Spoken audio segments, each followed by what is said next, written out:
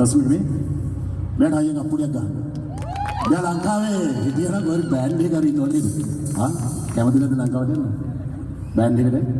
Right. අදිත් අයියේ හොඳ අනාගත ආයෝජනයක් වේදිකාවේ දින අයියෙන් අපුඩියක් ගන්න. සස්මික වාට ජය වෙන්න ඕනේ. පට්ට හදා. ආදරේ.